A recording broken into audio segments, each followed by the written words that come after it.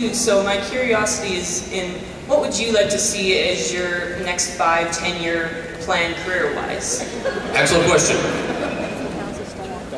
I would like to try, Castle's been very successful for me. I've been having a really good time. On that show. It's been 5 long, great years. I got a couple more to go. It's been great.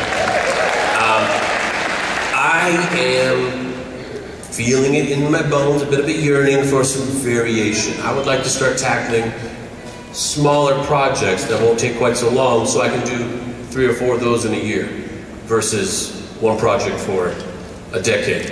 So it's a different kind of supper. You're still having a good time, you're still eating, you're still full, and you're still living off the land. But I don't know what that means. What am I talking about? Edit that together, make it look poetic. But yeah, I'd say shorter term projects, I think, would be my next goal. And then working with more and different people, making new friends. One of those smaller yet still very awesome projects you did take on was, of course, Joss's Much Ado About Nothing. Is it true that you said you peed a little bit when you found out you had to deliver Shakespeare's prose as they were? I've never done Shakespeare before. I read it out loud in class, had to memorize a scene one time. Hard. Joss Whedon will always challenge you to work hard and to do great work. As a rule, I don't say no to Joss. I tried to say no at one point. I tried to chicken out of Much Ado About Nothing. I don't know what I'm saying. I don't even get this memorized. It's like Yoda talking here. It's all backwards. And he talked me down. He said, relax, man. This isn't a huge major. He said, it's gonna be great. All right. And I'm so grateful he did not let me chicken out, because I had a great time. Working with Joss is a really satisfying experience. Cool. Hello. Howdy. So you've played superheroes, you've voiced superheroes. Who are some of your favorite superheroes, either growing up or now? I've been reading a lot of Batman on my Comixology's app. What am I reading on my app? I've been reading some Incredible Hulk. Spider-Man's always a go-to for me. I always love a big fan of Spider-Man. And a little bit of Superman, a little bit of Superman-Batman team-up right now. A lot of classics, you know? I got a lot of classics. Green Lantern fan as well? I know you voiced Hal Jordan. I voiced him a lot, but I don't read a lot of Green Lantern comic books, and he was never like, I'm gonna be Green Lantern! He was never like my go-to guy when I was a kid. Superman, Batman, Spider-Man, those were my guys. Hello, on the floor. Hi. As a literary art lover, I really like the book, The 13th Tale by Diane Sutterfield. Okay. What would be your book to recommend to anyone? This is easy. Does anybody know my book that I like, that I read so much? World War Z. Ladies and gentlemen, you want to be prepared for a zombie apocalypse, read World War Z. If you want to know what's going to shake down in the next 25 years, should a zombie apocalypse happen today, read World War Z. You will come out of that book going, oh my God, that's actually what would happen though. That would definitely happen. Every walk of what would happen to economics, what would happen to pharmaceutical, what would happen to guys in the space station, people in the nuclear submarine, what would happen to entertainment industry. It covers it. It's great. Feral children, how they use dogs to clean towns when it's done, how they have to redesign the army. Oh my God, brilliant. You read The Zombie Survival Guide with it by Max Brooks, so you would be doubly ready? I have read The Zombie Survival Guide. It's got little figure drawings of here's what maybe you might do. It almost reads kind of funny. World War Z will give you nightmares. You will dream and you'll say, oh my God, Nathan told me this was going to happen. Awesome. Up there, hello sir. Hi, I hope you remember me. I was climbing in Canmore and slipped, and you he caught me, he swung me to safety, and then disappeared before I could say thanks. I had to go, but I'm glad you're okay. That's right.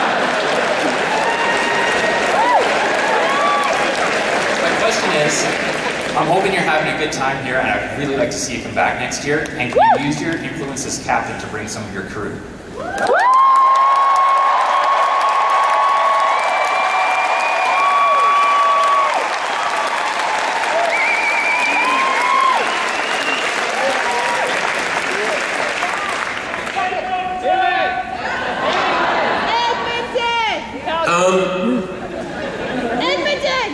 As soldiers go, cast of Firefly, you've never known a more insubordinate bunch. If I tell them, they'll do opposite just to, I get a rise out of, I don't even. I love being back. It really worked out very conveniently for my schedule. Thank you very much for having me, guys. I'm having a great time.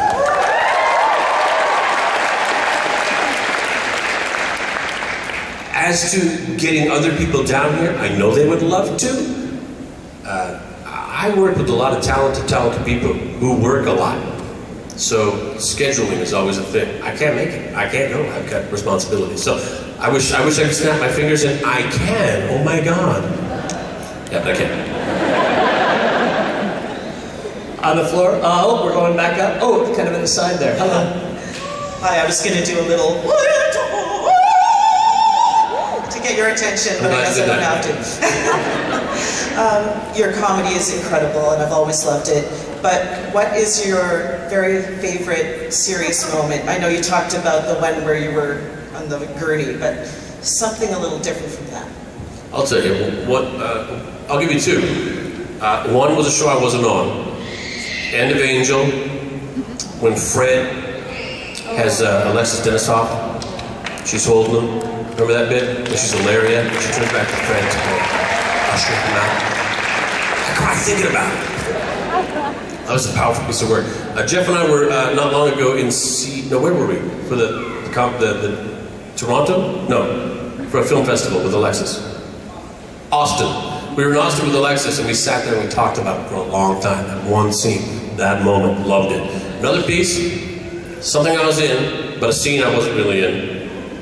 The wonderful bit where, do you remember in Serenity, Simon Tam goes, oh, my bag is up there, and then he gets out of zapped, he gets shot, and he goes down, and his sister's there for him, and he says, I'm sorry. I get choked up thinking about it. Every time I get choked up thinking about it. Those are two of my very favorites.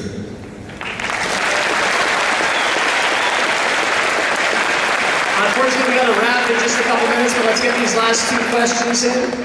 Hello. Hi, Nathan. Hi. I was involved in a bit of a surprise for you this morning with Casper and John. Thanks for being a good sport about... With the stinky snake? Yes. Sounds weird, but take it literally. Animals can be hard to deal with. You try and tell them they're going to meet someone and they just ignore you and go to the bathroom. But I really appreciate that. And the snakes that I have, they're all named after characters from Joss Whedon shows. I have a Serenity, I have a Firefly. I'm sure there's other people in the audience that have pets or kids or something that are named after them. Oh, one of you has a baby in Nara, you know that. When you meet people who, you've influenced them in that way, what does that mean to you when you've had that much of an effect on people's lives? Sometimes I wonder how long, it's been 10 years, you guys. 10 years since that thing died. An unceremonious death. It quelched, it coughed, it sputtered, it was sliced and died. And it's still going after 10 years. I often wonder, how long can this possibly go? How long can I ride this wave?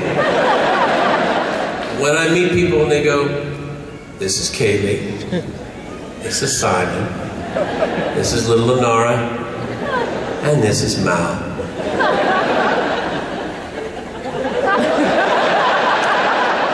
In my mind's eye, I see 4 kids who grow up and they have to say, oh, my parents named me after this TV series called Firefly. That's going to be a good 20, 30 years from now. It'll still be there somehow.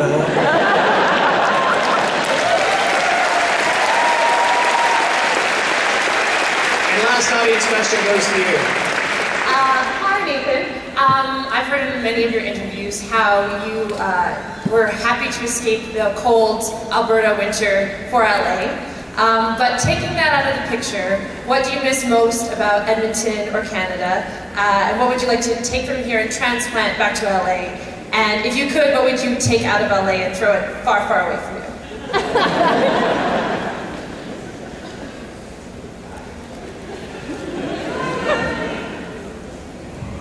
Edmonton has an amazing river valley.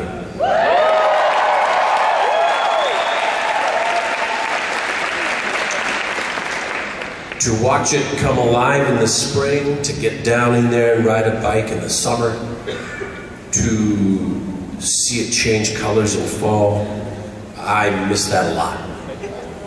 I miss the people in Edmonton.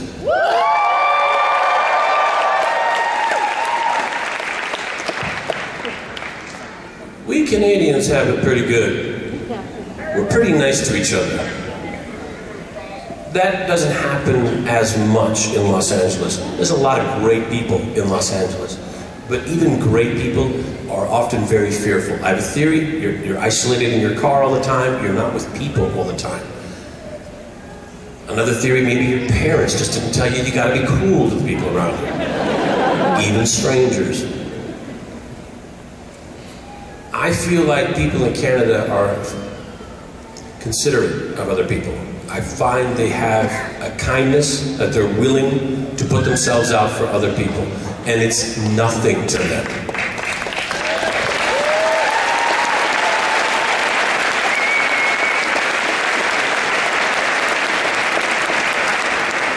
When I'm stateside, people go, "Oh yeah, Canadians are all really polite." I go, "Yeah, ha ha ha." But I get here, and it's refreshing. It's nice to feel it again. How people observe the pleasantries, how people are considerate of one another, the people behind them, and I'll help you, don't worry, hold that, let me hold that for you, no problem. I'll help you, I love that. So I would remove the fear from Los Angeles. And the winter from Edmonton.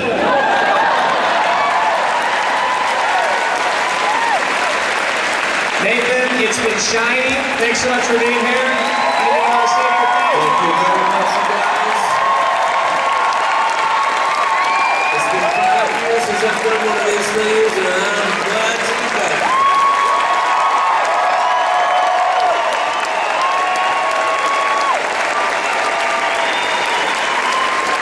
Thank you very much.